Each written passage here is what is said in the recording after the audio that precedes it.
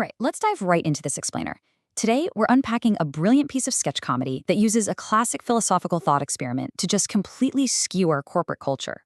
We're going to look at the exact anatomy of this subversion, breaking down the interaction step by step to see how an applicant manages to turn an innocent hypothetical question into an absolute masterclass in sociopathic logic. If you've ever sat in a sterile office, sweating through a job interview, while desperately trying to give the quote-unquote right answer, well, this explainer is going to hit hilariously close to home. So we're going to explore this by looking at a hypothetical ethics test thrown at a candidate by potential employers right at the very end of an interview. We've all been there, right? The interview's wrapping up, you think you totally nailed it, and suddenly, bam, the hiring managers hit you with a massive curveball. They aren't asking about your spreadsheet skills anymore, they're testing your psychology. They want to see how you think on your feet when the guardrails are removed. But as we're about to see, sometimes taking the guardrails off leads to a completely derailed conversation. Starting with Section 1, the interview setup. Which brings us right into Section 2, the hypothetical experiment. The scene kicks off on a very positive note. An applicant named Chris is receiving really high praise from the interviewers right before they ask him to participate in a fun little experiment for new hires. It's framed as this super low-stakes game, but suddenly the standard corporate interview pivots into a classic philosophical dilemma. The interviewers introduce the trolley problem. They present a rigid choice: do nothing, which results in 5 deaths, or intervene, which results in 1.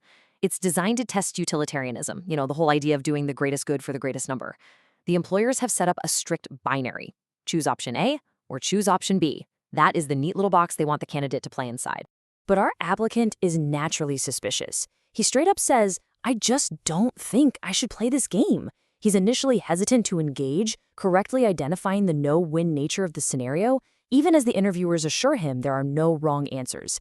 And let's be honest with ourselves here, we all know there are no wrong answers is literally the biggest lie in corporate America. Every single answer is being judged.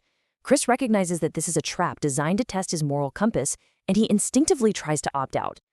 Moving on to Section 3, questioning the variables. So when the applicant finally, reluctantly agrees to play, he immediately starts interrogating the logistics. He fixates entirely on this unprompted variable, repeatedly asking how many people are on the train.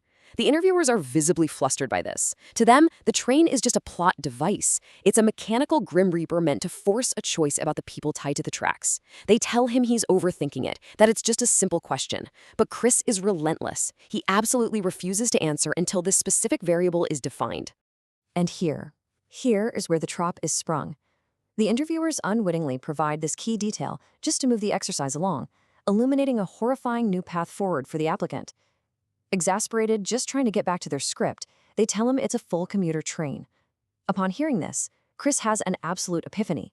He announces that his path has been illuminated and that it is suddenly obvious what he must do. The interviewers lean in, probably expecting a profound ethical breakthrough. They have zero idea what they've just unleashed. Which brings us to the climax in Section 4, Option C, total derailment. The applicant completely rejects both traditional options and unveils his own twisted master plan. Chris scoffs at the idea of letting the lone survivor on the sidetrack live. Why? Because that survivor is a witness. He knows what Chris has done. This brilliantly illustrates his methodical, sociopathic logic. Derailing the train ensures there are absolutely no loose ends. He plans to wait for the perfect moment, right when half the train has passed the switch, to pull the lever. This physically derails the heavy commuter train, causing a massive crash that wipes out the original 5 people, the 1 person on the other track, and every single passenger aboard. Why the passengers? Well, because as he calmly notes, trains have windows. They might have seen him. He then plans to stalk through the wreckage to finish off any survivors before slipping away unseen. He delivers this chilling rationale with upbeat, professional confidence, viewing a mass casualty event as a neat, logical solution to a hypothetical corporate problem.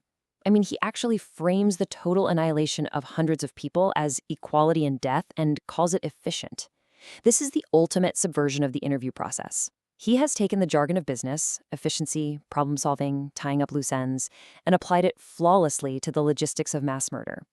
He wraps up his pitch, casually thanks them for the opportunity, and just leaves the room. Let's look at the aftermath in Section 5, the problem solver. Any normal human being would immediately call security after hearing someone outline a detailed plan to derail a commuter train and execute the survivors, right? But in this corporate bubble, the intended philosophical exercise is completely subverted. They replace the burden of a tragic choice with an active, calculated strategy for maximum destruction. The interviewers wanted a candidate to agonize over the moral weight of sacrificing one to save five. Instead, they got a candidate who bypassed the moral weight entirely but choosing to kill absolutely everyone to protect his own liability. It's a breathtaking pivot from a question of ethics to pure, unadulterated self-preservation. Astonishingly, the interviewers shower the applicant with positive corporate speak feedback. They call it thinking outside the box and enthusiastically label him a problem solver. They are completely disconnected from the horrific reality of what he just said, totally blinded by the fact that he demonstrated disruptive thinking. They actually admire his cojones for finding a quote-unquote new route. This highlights a truly terrifying truth about corporate jargon. It often completely masks the actual human cost of an action. The sketch then abruptly ends with this bizarre, absurd exit quote from the returning applicant, right before the interviewers finally realize the terrifying reality of what they just witnessed. Just as the interviewers are hyping him up as their next great hire, Chris pops his head back into the room to grab something he left behind, delivering a deeply weird, crude line that immediately shatters the corporate spell. Once the door closes again, that professional veneer drops, and the sheer horror of what just occurred finally dawns on the interviewers. The final line we hear is their panicked realization: he's going to fucking kill. To wrap up this explainer, we really have to ask ourselves how this absurd subversion reflects on the cutthroat nature of out-of-the-box corporate logic. What you should really take away from this is how easily the language of business can be bent to justify absolute ruthlessness. The sketch is hilarious precisely because it exaggerates reality, but it leaves us with a genuinely lingering thought. When hiring managers look for ruthless efficiency, disruption, and an obsession with tying up loose ends, are they actually just screening for sociopaths?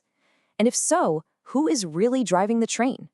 Definitely something to think about the next time someone asks you to think outside of the box.